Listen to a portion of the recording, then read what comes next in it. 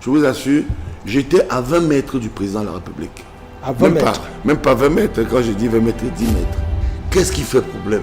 C'est la bataille de succession que les collaborateurs du chef de l'État ont en réalité mis sur le terrain depuis 2011. Ils sont devenus impatients, ils sont devenus très nerveux, ils sont devenus, il faut le dire, infidèles. Nous avons confirmé qu'il y a eu une tentative de coup d'État au Cameroun. Pourquoi ils ont tenté de le faire? Il faut le dire à nos téléspectateurs. Vous croyez vraiment qu'en Europe, un chef d'État peut être décédé? Les Blancs ne l'annoncent pas. Improbable. J'ai effectivement eu l'honneur de me retrouver à Genève, à Paris et dans quelques pays européens. Mais restons à Genève, parce que c'est ce qui intéresse. Je voudrais solennellement vous dire ici que j'ai été impressionné du nombre d'audiences privées, parce que, je vous assure, j'étais à 20 mètres du président de la République. À 20 mètres. Même pas 20 mètres, quand je dis 20 mètres, 10 mètres. C'est-à-dire que dans une audience très forte avec un collaborateur du chef de l'État, le chef de l'État est venu et il a appelé son collaborateur. Parce qu'effectivement, il y a plusieurs personnalités. Je me souviens encore des mémoires. Certains venaient de l'Élysée et qui demandaient des audiences au chef de l'État, en fait, qui leur a... Ça, c'est une information très forte. Une information forte. Vous êtes avec un collaborateur de Paul Biya. Oui. Il vient, il le appelle son président collaborateur. est dans le couloir, il avance et il veut voir son collaborateur. Qui dit, tiens, c'est le chef de l'État. Il se retire avec le chef de l'État. Et d'ailleurs, il suspend à un moment donné notre audience parce qu'il dit, écoute, le chef de l'État a besoin de voir telle ou telle personnalité. Bon, devoir de réserve, hein, je ne peux pas donner ici tous les détails.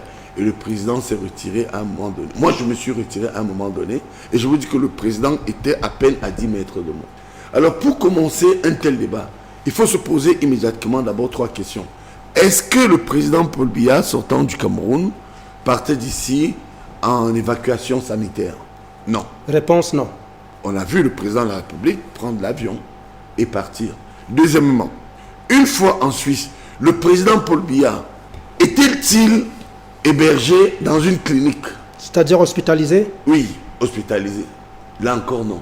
Vous savez, pour les Camerounais qui nous écoutent, vous savez que les biaïstes, nous qui avons cette sensibilité détestée par les caciques qui ont fait échouer le RDPC et qui ont neutralisé le président de la République à travers leur mauvais comportement, nous avons toujours dit que ce qu'il faut faire jouer, c'est la transparence. Et de 3, il est important de se poser une autre question.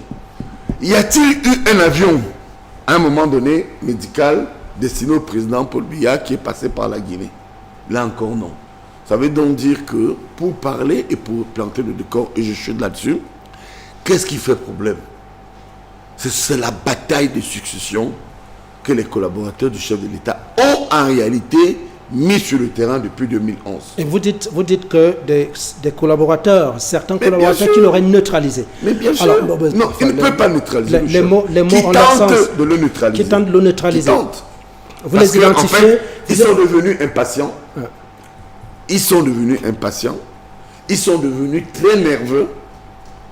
Ils sont devenus, il faut le dire, infidèles, au point où c'est sur ce plateau. Souvenez-vous, je crois, 3 semaines avant mon départ, que nous avons, en mission académique, nous avons confirmé qu'il y a eu une tentative de coup d'État au Cameroun. Écoutez, vous ne pouvez pas vous lever un matin, vous êtes un analyste, et vous venez dire que, oui, à travers un faux décret. La tentative de coup d'État, c'était quoi? Tout était organisé, à un moment donné, pour qu'un décret, un faux décret soit lu, à l'effet de dire qu'il y a un vice-président. Pourquoi ils ont tenté de le faire? Il faut le dire à nos téléspectateurs. Lorsque vous lisez le texte constitutionnel nouveau, qui constate la vacance? Nous allons en parler. On reviendra. Ouais, nous allons en parler.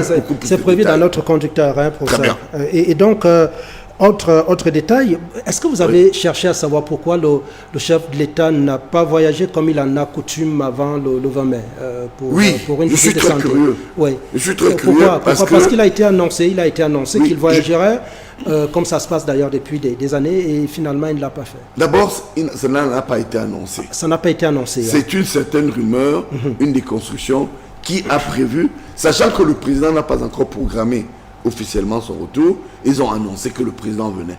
Ça me permet ici, au regard du débat, de vous présenter d'abord le décor en vous donnant les 3 missions dévolues au cabinet civil. Nous allons en parler pour ça. C'est important. Non, nous allons en parler. Une fois de plus, c'est prévu dans le contrat. Je vous confirme tout simplement que, officiellement... Vous avez été à 10 mètres du chef de l'État. Je vous dis que je ne suis pas le seul. Je ne suis pas le seul. Il y a de nombreux Camerounais. Je me rappelle, après cette rencontre, nous nous sommes retrouvés. Il y a une dame cribienne, je ne voudrais pas faire sa publicité, qui a un restaurant à Genève. Ben, nous nous sommes retrouvés là-bas avec quelques collaborateurs. Certains ont même eu l'audience avec le chef de l'État. Et je continue à vous dire que il est plutôt important de nous poser une question centrale. Qui entretient cette rumeur? Qui entretient cette rumeur? Lorsqu'on sait 2 choses. 1, on a déclaré à un moment donné de notre histoire, le président décédé a étudié. Et moi, je me rappelle, le président, lors de ce passage à Genève, dans les couloirs, il a dit: mais c'est pas possible, on me déclare chaque fois décédé. Est-ce que cette résidence ou cet hôtel est une mort? Est-ce que... Et c'est la même chose à Etoudi. Le président Paul Biya, qui a beaucoup d'humour aussi, a dit: mais même à Etoudi, est-ce qu'on garde les corps à Etoudi? Lorsqu'on vous déclarez un chef d'État mort au palais, est-ce qu'il y a une chambre froide au palais pour garder les morts? Y a-t-il une chambre froide dans les différentes résidences ou hôtels mais bon, lui, il peut espérer qu'on ne garde pas les corps. Vraiment, excusez que je m'attarde sur vous. Oui, je vous en prie. Mais ces collaborateurs dont vous parlez peuvent garder encore, non? En attendant peut-être organiser des choses pour certaines raisons. Vous croyez vraiment qu'en Europe, un chef d'État peut être décédé? Appelons, permettez-moi d'utiliser ce langage trivial, les Blancs ne l'annoncent pas.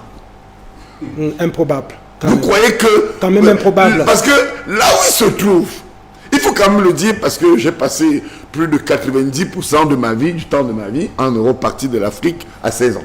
Vous croyez que vraiment, si un chef d'État veut, ou bien les collaborateurs veulent cacher la mort d'un chef d'État, c'est en Europe qu'ils doivent se retrouver? Du tout. Bon, il y a eu un cas d'innocence, et je termine là-dessus. J'ai une histoire, c'est le président Omar Bongo, qui, lui, effectivement, en son temps, ne se sentait pas bien. Il a dit: tiens, au lieu d'aller en France, où je me fais suivre traditionnellement, je vais me retrouver quelque part en Espagne. Coup de poker, malchance, Bongo décède. Bongo est décédé à 17h. À 17h10, l'Espagne a dit que le président Bongo était mort. Oui, parce que même de façon officielle, le pays devra annoncer. Tout à fait. Alors, il est important de dire aux Camerounais, là où le président Paul Biya, mon maître politique de surcroît, je suis d'accord, se trouve en Suisse, s'il décède, il n'y aura pas une seule seconde sans que vous ne soyez informé par l'État. Bon, maintenant, le débat n'est pas s'il est décédé ou pas. Oui, c'est important de dire quand même qu'il n'est pas décédé. Bon, d'accord. Est-ce qu'il est malade? Cette phase que nous entretenons, la première chose, il a 93 ans, officiellement. Oui. Il peut être malade parce que c'est un être humain. Alors là, c'est ça le débat. Et c'est le débat que nous allons faire. Oui, je passe la parole. Je passe la parole, je reviens à vous. Je vous en prie, 30 secondes, je vous en prie. Il y a un collaborateur du président Macron sorti de l'audience avec le chef de l'État qui m'a reçu, qui m'a rencontré, vieil ami et vieux compagnon avec là.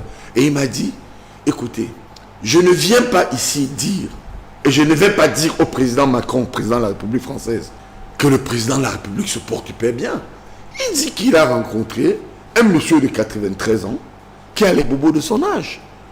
Le problème qui se pose, c'est que ici, les putschistes locaux qui veulent remplacer le président de la République se comportent mal.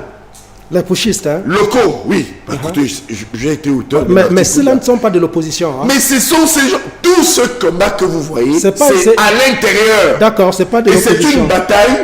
Et là où je vous dis que le président arrive, vous verrez, c'est la bataille de succession que certains au palais, certains collaborateurs au palais ont organisé.